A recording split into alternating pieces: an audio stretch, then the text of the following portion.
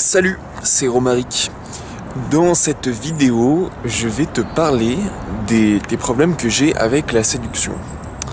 Mais contrairement à ce que tu pourrais penser avec ce titre, je vais pas me plaindre de la quantité et de la qualité de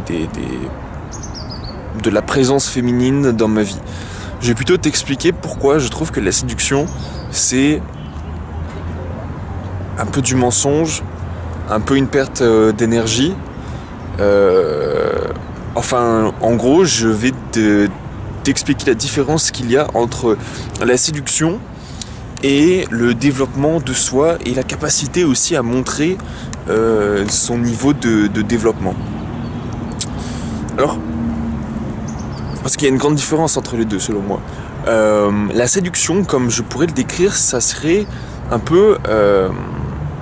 je dis que c'est mentir parce que c'est montrer quelque chose que l'on n'est pas. Quand on prend des exemples de séduction, genre basique, on va dire, sur le plan physique, donc parfois il s'agit d'utiliser des cosmétiques, parfois il s'agit de mettre des vêtements stylés, tu vois, stylés ou qui mettent en valeur certaines formes. Et puis quand on va plus loin que l'aspect physique, l'aspect physique ça peut aller très loin avec la chirurgie esthétique, bref. On peut aller plus loin avec dire des choses que l'on n'est pas, prétendre que l'on a des caractéristiques qu'en fait on n'a pas vraiment développées en soi, comme par exemple être bling bling, tu vois, avoir des atours, je sais plus parler français. Des objets qui montrent par exemple que tu serais riche, donc d'un joli costume, mais que tu aurais mis 2 mois de salaire à te payer parce qu'en fait t'as un travail normal, ou prétendre que tu fais un travail que tu fais pas, ou simplement dire que toi t'es plutôt comme ci ou plutôt comme ça, alors qu'en fait tu ne l'es pas vraiment, tout ça dans le but en fait d'obtenir quelque chose. Je crois que c'est ça en fait ce qui me dérange le plus avec l'idée de séduction, c'est que en plus d'être un mensonge, c'est aussi une certaine forme de vol, puisque en fait le mensonge va te permettre d'accéder à quelque chose que normalement tu ne serais pas capable, tu ne serais pas en mesure d'obtenir. Alors bien sûr, le fait de séduire, c'est un talent, c'est un axe de développement de soi, donc en fait on peut devenir très talentueux, on peut se développer complètement dans le sens de la séduction, mais je dirais que le problème c'est que qu'est-ce qu'on construit à côté, dans quoi on n'investit pas le temps qu'on passe à développer sa séduction, et pourquoi on a besoin de séduire en fait, alors que c'est un peu ça la différence que j'aimerais noter. Quand tu vas passer du temps à faire des choses que tu apprécies, quand tu vas donc passer du temps à te développer personnellement, à apprendre des nouvelles choses, à gagner des nouvelles compétences, des nouveaux savoir-faire, etc. Et que tu vas être capable de les montrer, parce que si tu ne les montres pas, eh bien tu ne peux rien prouver, tu ne peux pas exprimer en fait ton monde intérieur, et du coup tu ne peux pas matcher les personnes que ton développement est censé pouvoir t'apporter. Je sais pas comment le dire mieux. Le développement, donc, c'est quelque chose que tu fais pour toi, contrairement à la séduction que tu fais pour l'autre, que tu fais pour obtenir justement quelque chose de l'autre. Alors que quand tu vas te développer, tu vas le faire pour toi et l'extérioriser pour les autres aussi. La nuance peut-être ça serait En fait, ce que j'entends par montrer le développement, c'est par exemple, tu deviens très fort en jardinage, par exemple. Tu peux le faire dans ton petit jardin caché. Tu peux devenir très bon, mais personne ne le saura jamais.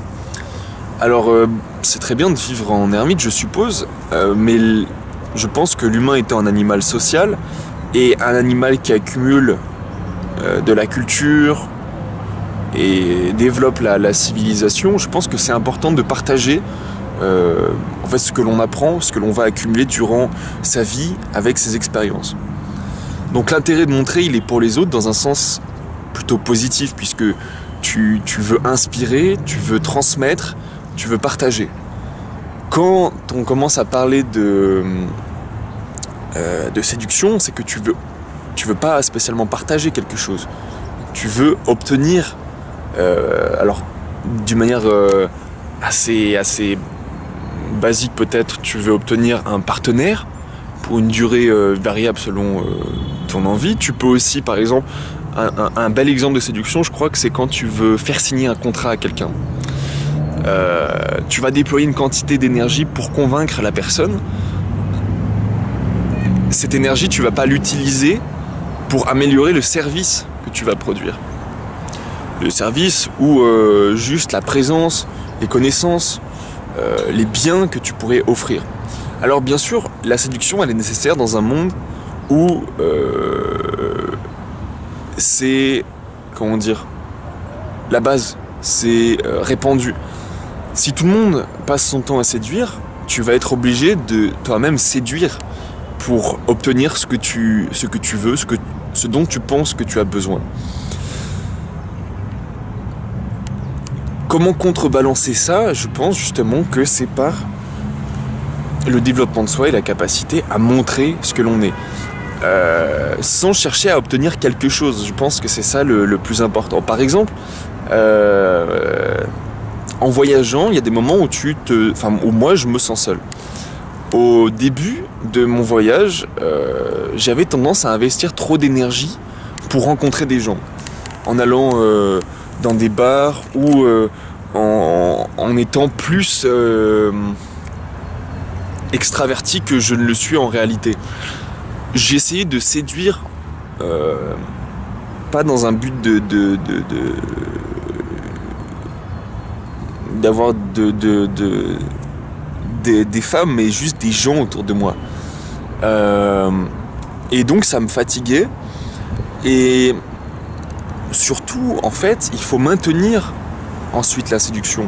Parce que la séduction, si tu l'emploies pour, entre guillemets, obtenir de quelqu'un quelque chose, mais sur la durée, tu vas être obligé de maintenir le niveau de séduction, en fait.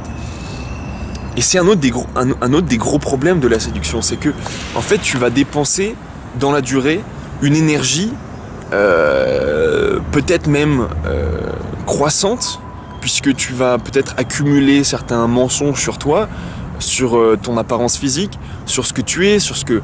Voilà, comme j'ai fait 2-3 exemples au début de la vidéo pour dire à quel niveau la séduction peut continuer à s'appliquer.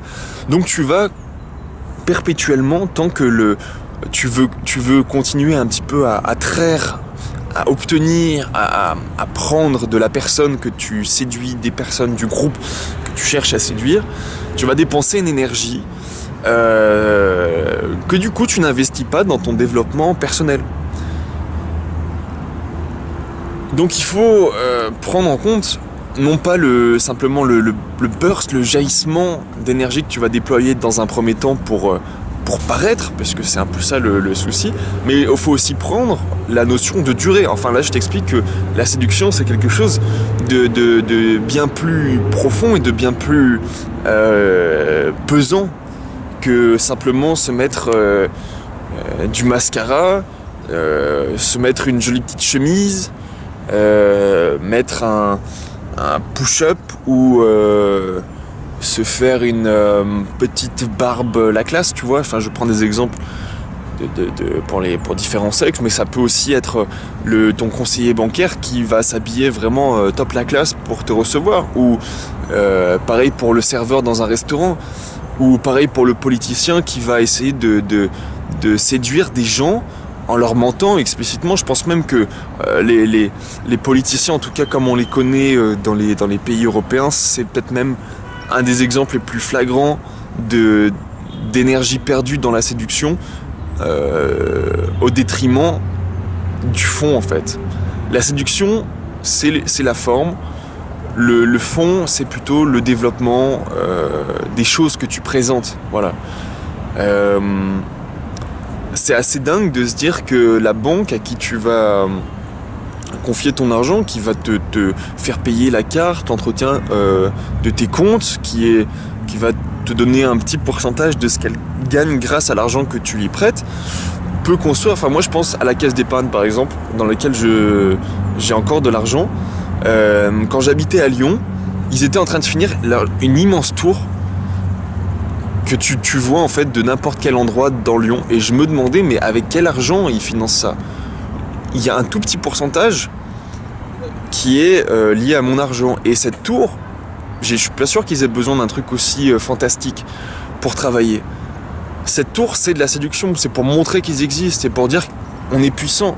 En plus, le symbole de la tour dressée, tel une érection, tel un symbole de virilité, discutable. Voilà, tout ça, alors qu'ils auraient pu peut-être améliorer leur service, peut-être me donner plus d'argent, même si c'était une part ridicule, on est d'accord, je participe pas à grand chose dans la construction de cette tour. Mais voilà, tout ça pour dire que la séduction, c'est, à mes yeux, une perte de temps, une perte d'énergie de manière globale. Je pense que tu peux obtenir les choses en montrant ta motivation, en montrant que tu es capable, plutôt que en montrant ce que tu n'es pas. J'ai de plus en plus de mal à accepter en fait même tout ce qui est séduction. Je questionne beaucoup ça. Je dirais une femme qui va mettre beaucoup de maquillage, ou même assez léger, je vais plutôt avoir une réaction pas de rejet, mais juste de me dire mais pourquoi, enfin genre quel traumatisme as-tu vécu qui t'a fait croire que naturellement t'étais pas suffisante, tu vois. Donc j'ai des problèmes avec les séductions, j'ai aussi des problèmes avec les gens qui vont me faire croire qu'ils sont différents de ce qu'ils sont, parce que je vais commencer à mon tour investir du temps, de l'attention dans ces personnes pour me rendre compte qu'en fait elles ne sont pas ce qu'elles prétendent être. Donc l'énergie que j'aurais investie dedans, comme elles auraient investi de l'énergie dans leur capacité à séduire, serait une perte. Alors peut-être qu'elles cherchent à obtenir des choses pour leur... elles cherchent pas à voler, mais elles savent pas comment exprimer, comment demander autrement un service, une connaissance, etc. Mais globalement, je pense que tu obtiendras même plus, dans la durée en tout cas, si tu montres que tu es volontaire, si tu montres que tu es motivé, que tu as de l'intérêt pour les choses que tu vas apprendre, pour la personne qui va te l'apprendre, parce que il y a une certaine forme de manque de respect, justement parce que c'est mentir en fait de séduire, il me semble. Après peut-être que toi tu vois ça différemment, peut-être que tu vois le fait de séduire comme, et je le vois aussi un peu comme ça, comme peut-être une capacité à obtenir quelque chose qui va te permettre de développer en fait. Donc peut-être que c'est un investissement temporaire qui va te permettre d'obtenir quelque chose qui va te rendre intéressant, par exemple. Tu vois, tu es attiré par quelqu'un parce que sans doute cette personne a des choses à t'apprendre, inconsciemment tu le sens, et donc tu vas essayer de séduire cette personne pour qu'elle te transmette cette connaissance, pour qu'ensuite tu n'aies plus à apparaître, tu n'aies plus à séduire. Peut-être que tu es impressionné par une personne qui justement n'est pas du tout dans la séduction, et tu vas essayer de séduire cette personne. Peut-être que cette personne naïvement ne se rend pas compte que tu l'as séduit, et va donc accepter d'entretenir une relation avec toi. Tu vas te nourrir de cette personne et tu vas obtenir, si tu veux, la connaissance qui va te sortir de la séduction. Donc peut-être que la séduction, c'est un investissement qui te permet de sortir de la séduction. Dans ce cas-là, bon, il y a un bon fond, mais globalement, peut-être que tu aurais simplement dû demander, peut-être que tu aurais simplement dû te renseigner, chercher l'information par toi-même, plutôt que d'essayer de l'obtenir de quelqu'un qui lui-même cherche toujours à se développer, parce que l'énergie que cette personne va investir dans toi, c'est une énergie qu'elle passe pas à se développer, qu'elle n'utilise pas à se développer. Voilà. Donc pour conclure, je rappellerai du coup que la séduction, c'est plus chercher à obtenir quelque chose des autres, tandis que le développement de soi, c'est chercher à s'améliorer, et le montrer, c'est plutôt à la fois donner des choses aux autres et potentiellement séduire, mais pas séduire en volant, juste quand tu es toi-même et que tu attires des gens parce que tu es beau, que tu as du charme. En faisant les choses que t'aimes, tu vas attirer des gens. En fait, je pense pas que ça soit de la séduction du tout.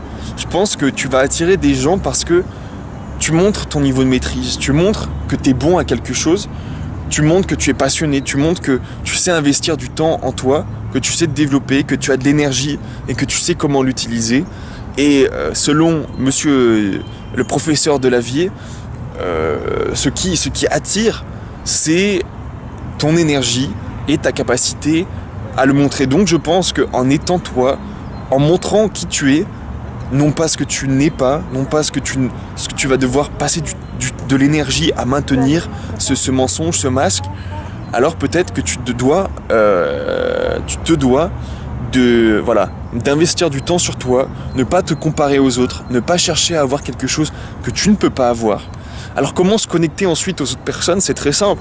Si tu partages des centres d'intérêt avec la personne, tu vas aller vers elle. Et peut-être que là, tu vas avoir une relation d'amitié ou amoureuse, mais sur un bon fond. Parce que le problème de la séduction, il me semble, c'est qu'à un moment, tu vas réaliser que tu partages pas grand-chose avec avec ton partenaire. Et avec tes partenaires même amicaux. Et qu'est-ce qui va se passer à ce moment? Tu vas te dire, mais qu'est-ce que je fais avec cette personne? Tu vas te demander, mais est-ce que j'ai vraiment intérêt à encore passer du temps avec cette personne? Parce que si tout ce qu'il y a entre vous deux, c'est de la séduction, si vous vous nourrissez, mais plutôt d'une manière secondaire l'un de l'autre, au bout d'un moment, si vous passez pas de temps à vous développer parce que vous investissez l'énergie dans le fait de continuer à vous séduire, alors il y a un moment où vous serez plus capable de vous nourrir, où l'intérêt que vous avez l'un pour l'autre va retomber, aussi forte que soit la séduction, je pense. Et à ce moment-là, qu'est-ce qui va se passer? Eh bien, la relation va petit à petit se désagréger, vous allez avoir moins d'intérêt l'un pour l'autre, et voilà, vous éparpiller, mettre un terme à la relation, parce que vous n'avez pas investi d'énergie sur la chose la plus importante, le fait de continuer à se développer soi, même au sein du couple, parce que c'est ça qui nourrit l'autre. Et si le couple est au contraire basé sur des choses que vous partagez, le couple ou l'amitié est basée sur des choses que vous partagez, alors je pense qu'elle a infiniment plus de chances de perdurer, de continuer dans le temps, parce qu'elle est sur des bases solides. Je pense toujours, et je le répète régulièrement, surtout ces temps-ci, que l'amitié, c'est aimer faire des choses avec d'autres personnes. Donc si de base tu n'aimes pas faire autre chose avec la personne que la consommer, et elle-même te consomme en utilisant des subterfuges de séduction, alors il y a un moment où ça va se ternir, il y a un moment où ça va devenir fade, vous allez vous lasser l'un de l'autre.